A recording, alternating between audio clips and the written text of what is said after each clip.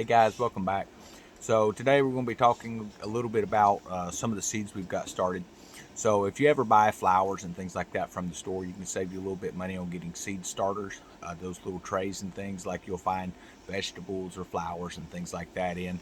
Typically toward the end of the seasons when those things go on sale, I usually will buy those plants. You're not going to get much life out of them, but you do get the little containers and stuff. And if you buy a flat for 25 cents, you've got those containers for the next season.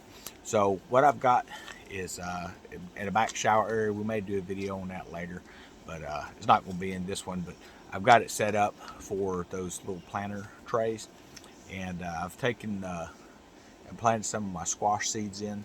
I've got about 30 plants or 30 seeds planted.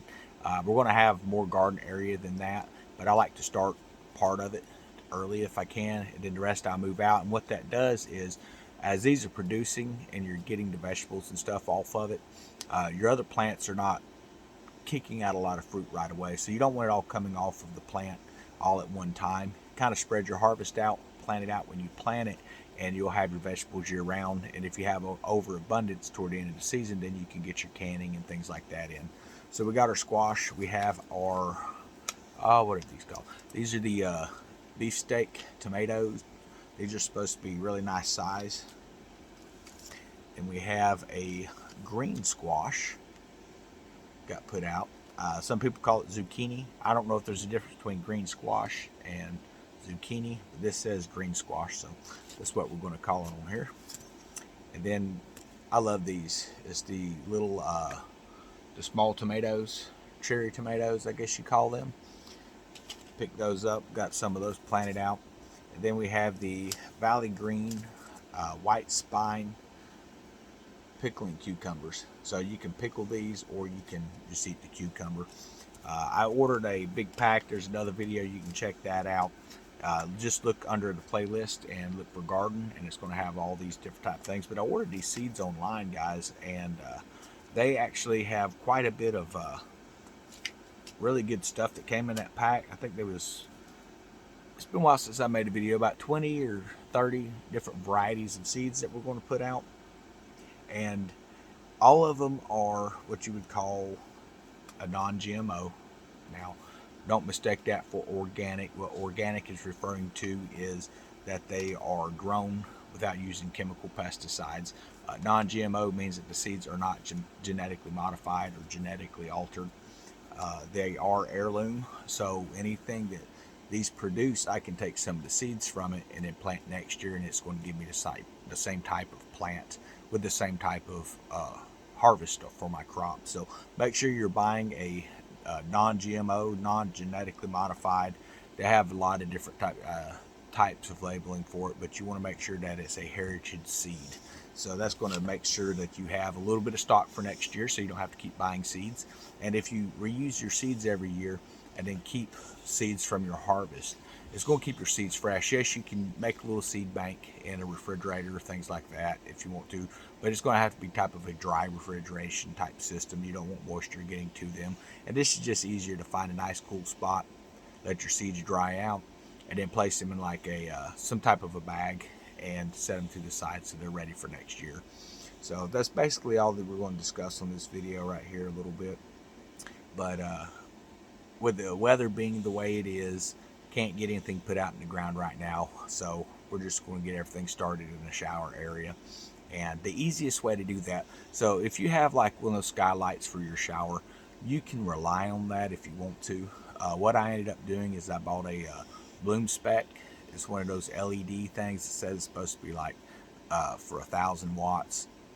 I don't know that it's a true 1,000 watts, but I have grown tomato plants. I've grown squash plants and things like that using it, getting them started good. When I was traveling, I had this light and I just hung it up inside the shower. Now, when you're driving, you can't have it hung up in your RV, but when you stop, you can put it in, because parts of the country you go to, it's still be pretty cold, and I kept tomato plant year round. And it was nice everywhere I went, had fresh tomatoes, and that thing really did good. You can get a little timer for it and set for your timing and stuff like that. So basically, if you're going to grow indoors and you're not going to have those natural light sources, some information for you is you want to have they have what they call a vegetative stage, which is where the plant itself is growing the leaves and things like that. It's going to provide energy to go into flowering or fruiting stage. So you want a 16-hour on with an 8-hour off for that.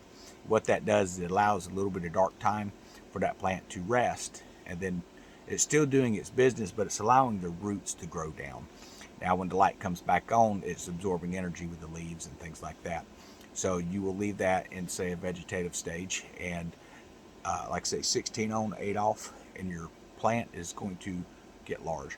Now, if you're middle of summer and you have long days, but you have this thing in an area where there's not any light source, and you say, you know what, I really want to start pushing this into a stage where it's going to provide, some tomatoes or whatever type of vegetable or whatever you're growing, you move it to a 12-12. So 12 hours on, 12 hours off. And that's going to mimic the natural cycle that it's starting to go into fall. And you can even trim that back to 10 on, 14 off. And it's going to cause that plant to start to produce, whatever type of vegetable you're doing. I don't grow fruit trees and things like that, but a tomato is a fruit, so it works for fruits as well. So I hope that helps with some of y'all's future projects and things like that. There's not much doing seeds. You will see some people, they come up, they want you to soak your seeds for 48 hours. I don't recommend doing that.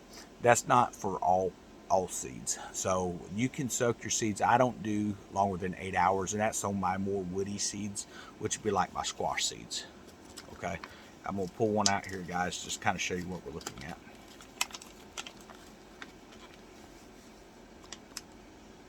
So what I mean by woody is if you look at the way that seed's made, it's almost like a wood type of a shell. So you can soak those about 8 hours, and that's going to really help with the germination process a little bit. Or you can plant it straight in the ground. It's going to germinate quicker if you give it a soak.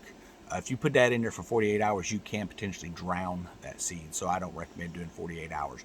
Now, some seeds you don't want to do that with would be any of your smaller seeds like tomatoes and things like that, radishes and stuff like that. Because what happens if you soak them, they're going to absorb too much moisture. They're going to just basically rot away as soon as they hit the ground. So those you want to sow directly into the ground. These are just some little tips that I've learned over the years, some things that have helped me. If you're looking more to just go purchase plants from the store, you can find a lot of really great plants and stuff like that at the store that you can do. Typically, there are going to be some type of a genetically modified plant that's came out of a modified seed. And if you take and plant the seeds from whatever you're getting, like they have these tomatoes that grow, huge. But if you take the seed, the next year you come back, you're not getting those really large tomatoes, and you're not sure why. Well, it's because it was a engineered seed. So that's why it's important to buy heritage seeds if you're going to grow from seeds. If you're going to buy plants, see if you can find heritage plants, which are going to be at more of your nurseries and things like that. It's hard to find a heritage vegetable plant at, say, a Walmart or a Lowe's or something like that. They do have them, but they're going to cost you more money, so you're better off financially to start with a seed. A lot of times in the past, I just didn't feel like dealing with sprouts and stuff and the spacing of it, so I would just go pick something up at the store. But you don't really have anything to bring you over into next year. So if you're wanting to get on a sustainability program for your gardening, start off with heritage plants or heritage seeds. That way you're going to have stock for the next grow season. So well, it looks like my dog has jumped up. He's awake, wanting to go out. So I'll catch everybody later.